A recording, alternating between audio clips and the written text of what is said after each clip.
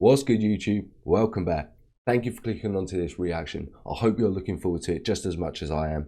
If you haven't already, head over to the content creators page. That link is in the description box down below.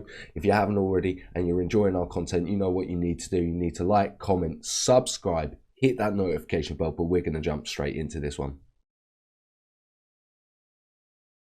Probus, I'm trying to remember.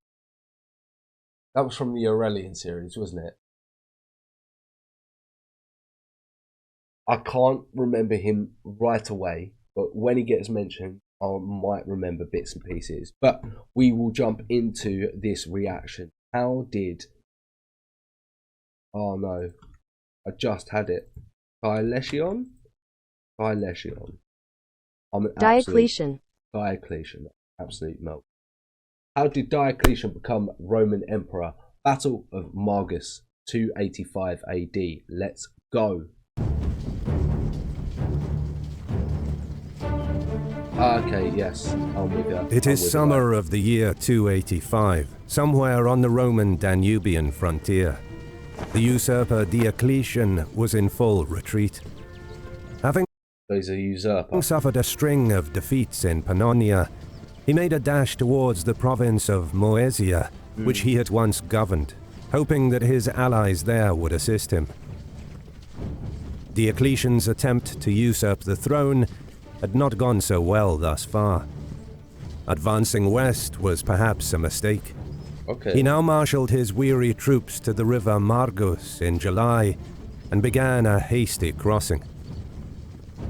So, like, why is he having to do this hasty crossing? What's crossing? Like, what has happened? What's the backstory to this? Hot on his heels was Emperor Carinus, who had chased him for hundreds of kilometers. A veteran commander, Carinus had enjoyed an unbroken success fighting against foreign enemies and usurpers alike. And now he had caught up with the treacherous Diocletian, poised to teach him a lesson. Just to put him out of his misery, like just absolutely decimate him. The final battle of the 3rd century crisis is about to begin. At this time, Diocletian's rise to power was very uncertain, but he might have found solutions to his early challenges with the help of ChatGPT, if only he had access to... Sometimes I always get done by those. The Emperor Aurelian had done much to reunify the empire and restore its military potency. However, his assassination in 275 brought about a new period of instability. The officers responsible for the slaying of the beloved emperor recognized that they could not hope to foster military loyalty to themselves, and so they fled to the eastern provinces, leaving the imperial field army in Thrace without an emperor.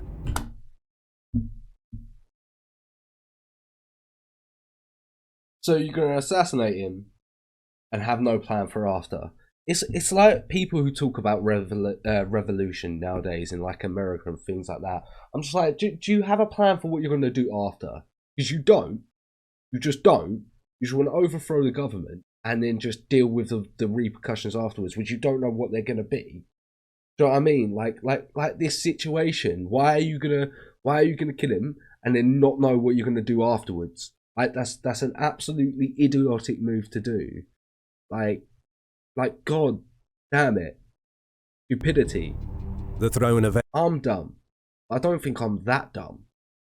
Eventually passed to the senator Tacitus, who was chosen either by the Senate or a military unit. Tacitus vowed to avenge Aurelian's death, but in the summer of 276, he too was assassinated while campaigning against a Gothic raid in Anatolia. And I was hoping he would get that revenge, but clearly not. Assassinations just can't write history.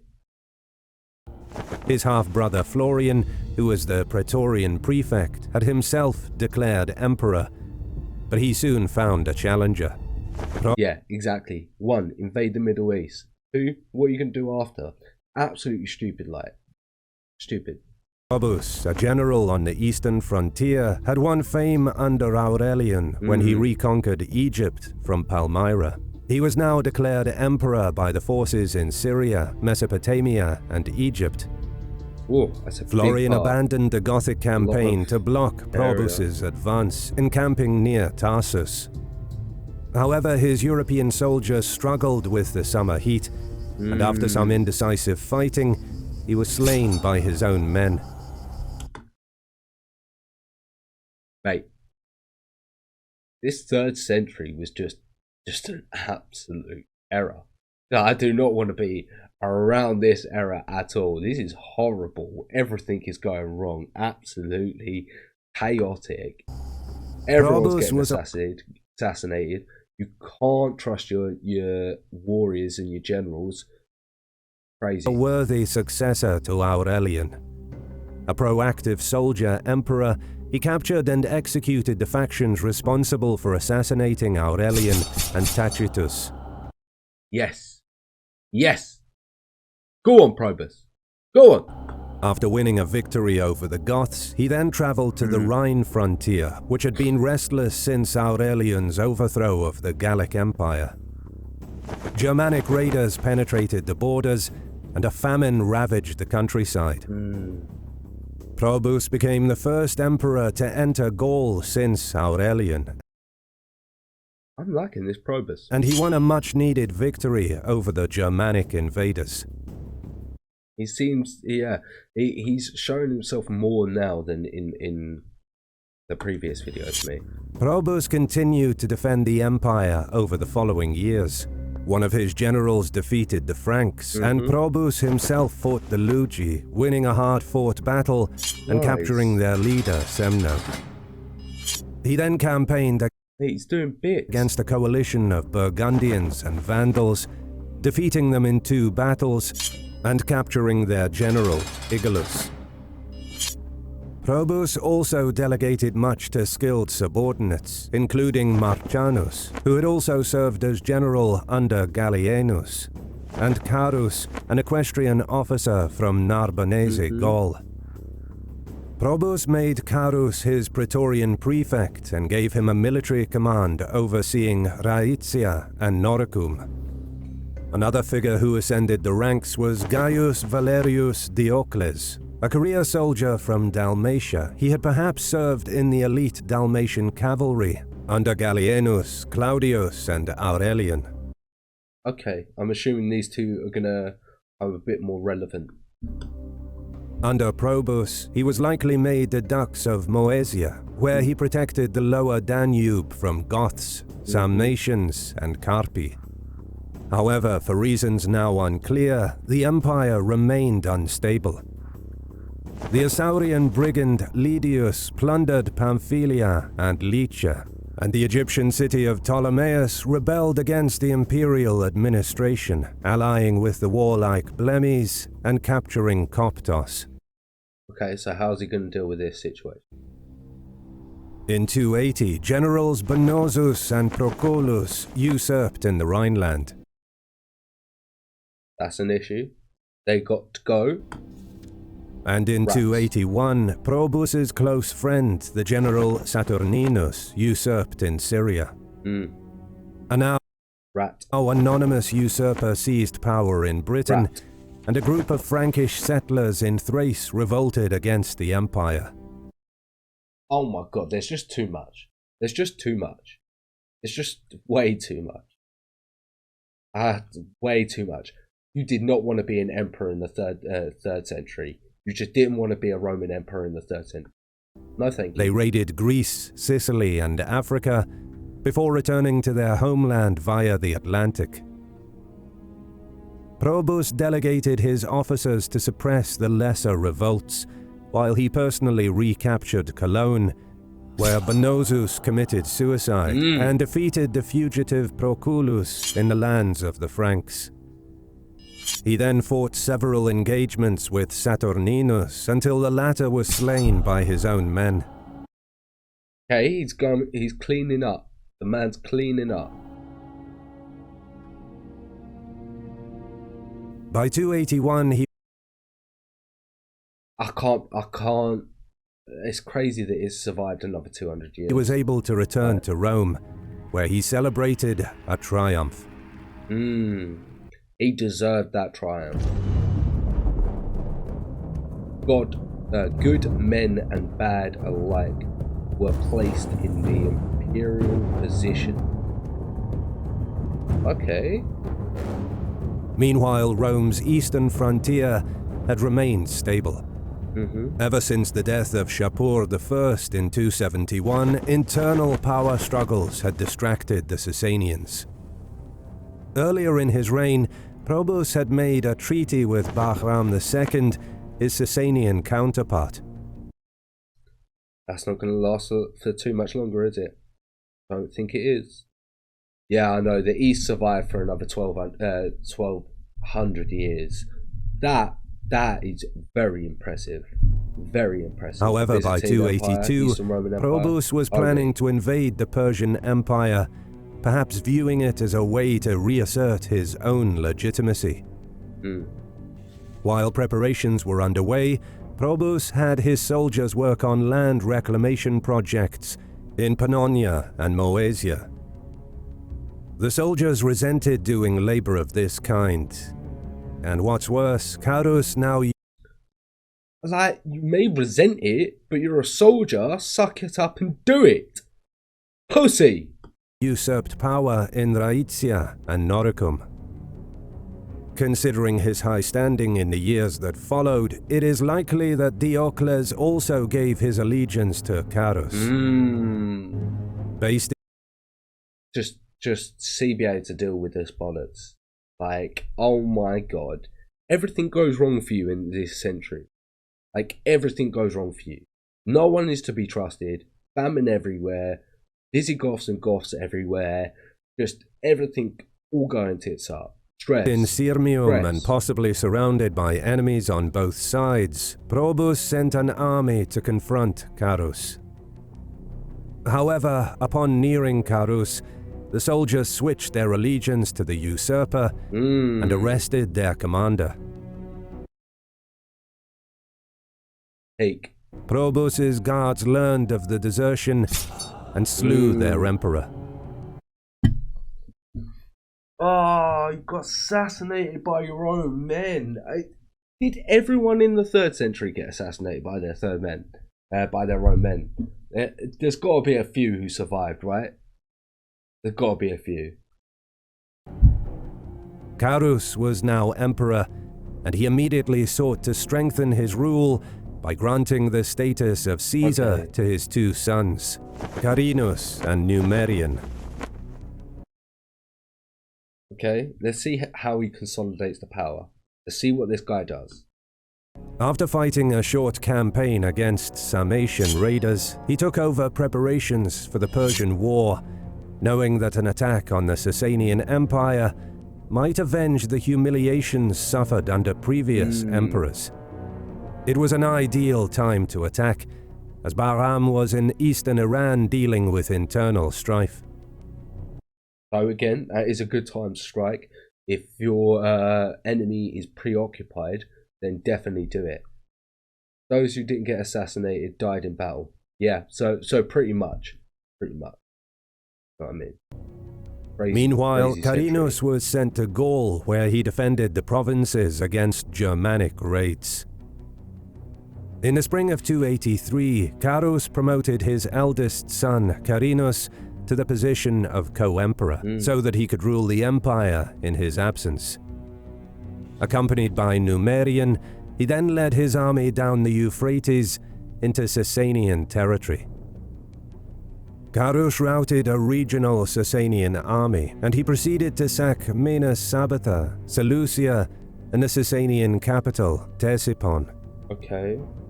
It was a humiliating defeat for the Persians. However, while continuing east along the Tigris, Carus suddenly died in the summer of 283. Sources differ on the cause, claiming that he was struck by lightning, died from illness, or was slain in battle. Carus's army proclaimed Numerian emperor, who withdrew back to Roman territory.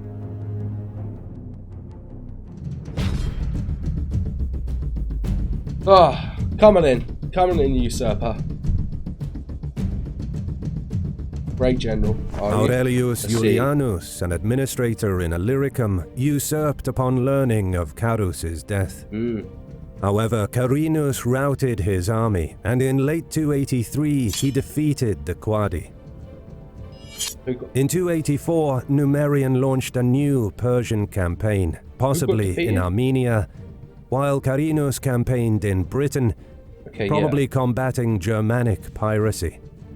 So it appeared that the empire was now in the hands of the two brothers. However, in November 284, while Numerian's army was marching through Bithynia, the emperor ceased making public appearances. The Praetorian prefect, Aper, who was Numerian's father-in-law, claimed that the emperor was remaining in his closed litter as he was suffering from an eye infection and wished to avoid the dust. But after a few days, the stench emanating from the litter revealed the truth. Numerian was dead. At the time, Diocles was the commander of the domestici, the emperor's household troops, and the senior officers decided to back him as Numerian's successor. Diocles was popular as he had distinguished himself during the Persian campaigns, but he was not necessarily free from suspicion. He and Aper possibly delayed revealing the emperor's death so that they could secure their own bids for the throne. If that was the case, Diocles won. Standing before the army, Diocles was proclaimed emperor and swore before the gods that he had played no part in Numerian's death. We think that's the case? Do we really think that's the case? I don't think so. He then publicly accused Aper of regicide, and before Aper could respond, he personally slew him with his own sword to rapturous applause. That's it. Not going to give him any time to provide any suspicions on him. Soon after, he changed his name to the more Latin-sounding Diocletian. Carinus learned of Diocletian's usurpation while he was in distant Britain. Rushing back to Gaul, he received the unwelcome news that his Praetorian prefect, Sabinus Julianus, had also usurped, seizing control of northern Italy. Here we go. Carinus mustered forces from Britain and the Rhine and prepared to march against Julianus, lest he be trapped in How many civil wars did the late Roman Empire go through? Gaul. He also appointed a new Praetorian prefect, Aristobulus, whom he subsequently made consul for the year 285, eager to secure his loyalty. Diocletian, who had likely been in the east since the reign of Carus, received the support of eastern governors, including Januarianus, prefect of the grain-rich province of Egypt. Moreover, Julianus sought an alliance with Diocletian and invited him to Italy. However, in 285, perhaps as soon as the Was it really that bad, like, just too many to count? Oh no. Alps were passable, Carinus rushed onto Julianus, decisively defeating him in a battle near Verona. He could now set his sights on Diocletian. This is where it goes wrong. Diocletian crossed into Thrace. Having once been the dux of Moesia, he no doubt hoped to win the loyalty of previous colleagues and subordinates and harness Moesia's experienced manpower. His hopes were not unfounded. He perhaps reached as far as Pannonia, as he appears to have received the loyalty of Constantius, a fellow Balkan officer. This future member of the Tetrarchy was the father of future Constantine the Great and governed Diocletian's home province of Dalmatia. Okay. However, by May, Carinus had entered Pannonia. Although the sources are vague, Carinus advanced against Diocletian with a larger army and gained the upper hand in perhaps several engagements. Retaining momentum, Carinus hotly pursued the usurper. And this is where we was at the beginning of the video. Diocletian was in retreat.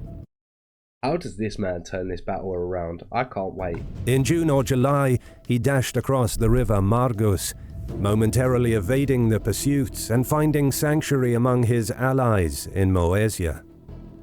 But his hasty crossing was possibly a ruse.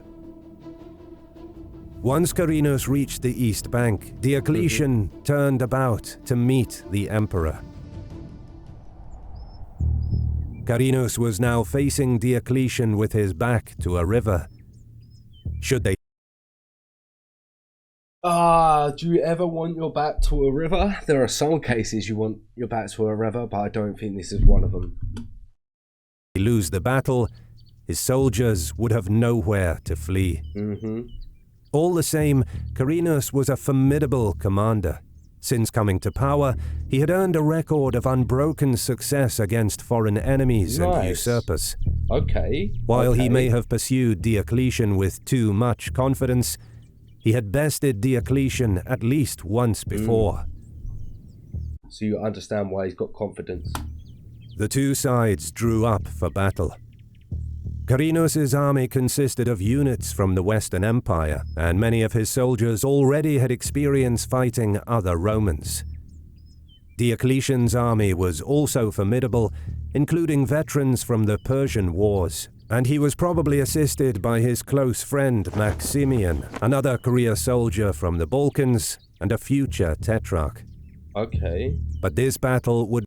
I'm looking forward to finding out what happens after this and who these why these tetrarchs are going to be so vital and so important later on. Not only be fought with soldiers, as Diocletian was also fighting a war of information. Diocletian depicted Carinus as a rapacious tyrant, and he was aided by the fact that Carinus had executed some people whom he knew from boyhood, supposedly because they used to tease him. Did he actually do that? Because if so, one, that's jokes because you're petty and I love that pettiness. Give it to me. I can be that petty. Two, you are a bit of a tyrant if you done it. But it's funny. Diocletian also forged secret alliances with some of Carinus' subordinates, including the Praetorian prefect Aristobulus. He likely promised to reward them greatly, as Aristobulus would receive even greater honors in the following years. Together with the aid of these officers, Diocletian's agents infiltrated Carinus' camp. Most likely, they spread salacious rumors of Carinus' crimes and encouraged the soldiers to question their chances.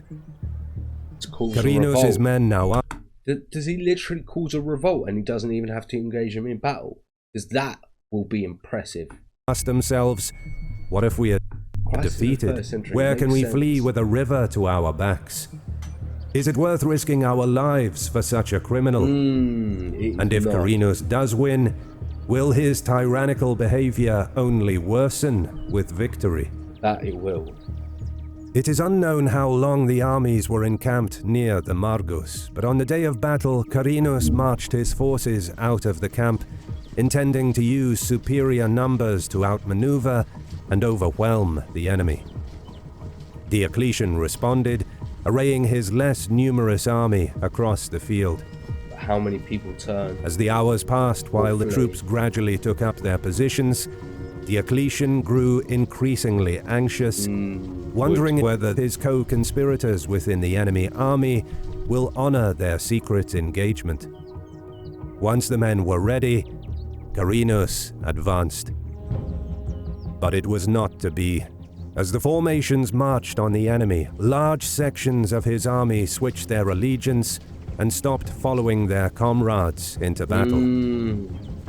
Troops loyal to the emperor pressed on, clashing with the usurpers' army. But having attacked without the support of key units, rather than overwhelming the enemy, they instead were overwhelmed by Diocletian's men. As the fighting wore on, the defector units now launched an attack on When they find it, at the start they were thinking about it, and then when they realized that the people have taken too many casualties, they knew that they had to switch and actually Quirinus. follow through with a decision. It is likely that they aimed for the rear and the flanks of the Emperor's army. The battle was stubbornly fought, with the loyalists making headway in the center, taking the fight to Diocletian. But once Quirinus's flanks and rear were they were trying to take the head off with the snake. Struck, it was clear that the day was lost. His surrounded troops now faced annihilation. Inevitably, the Emperor's army began to rout, as every man tried to save himself. Which you would. Quirinus fled the battle, perhaps escaping early enough to avoid the ensuing carnage. Many of the loyalists weren't so lucky. As they routed, infantry and cavalry found themselves trapped against a river, and many drowned attempting to flee. Quirinus fled with part of the survivors to Pannonia, taking refuge in the fort of Cornacum. The chronicler Eusebius speaks of a battle at Cornacum, in which case Diocletian may have besieged the fort. But he absolutely decimated. But further cracks developed on Quirinus's side. Rumor had it that Quirinus had slept with the wives of some of his men. Whether this was... I mean, what do you expect? If it's true, what do you expect? Of course they're going to come back on you hard. True or Diocletian propaganda can no longer be known. But at least one of the tribunes believed it, and taking revenge, he assassinated the fugitive emperor. Diocletian had won control of the empire. In a renowned show of clemency, he pardoned the survivors and even retained most of the late emperor's men in office. Taking a page out of Caesar's book, I like it. I like it. Quirinus had been a formidable commander, but what Diocletian brought to the fight was shrewd politics. Between 282 and 285, Diocletian operated with ruthlessness, made the right connections, offered good rewards, and made strong use of propaganda. That propaganda, so underrated. Very impressive, very impressive. While it may not have seemed obvious at the time, Diocletian would not be yet another casualty in a long line of short-lived emperors. He would continue to demonstrate political skill throughout his reign, and as a result, he would reign for more than 21 years. That's a long With reign. him at the helm, the empire entered a period of relative stability that it had not enjoyed in more than half a century. In the ultimate testament to the security of his position, in 305, Diocletian abdicated to spend his old age in peaceful retirement. Who did he abdicate to? That's really interesting that he gave it up. When asked to retake the throne, he replied, "If you could see the cabbages raised by my hands, you surely would never judge that a temptation." That's really respectable. I like the fact that he abdicated. He was able to give it up. It showed that he was actually not a tyrant, not a tyrant usurper. Yeah, wow, that's really impressive. If you stayed around this far, thank you for watching. So the Allies who betrayed, that was an amazing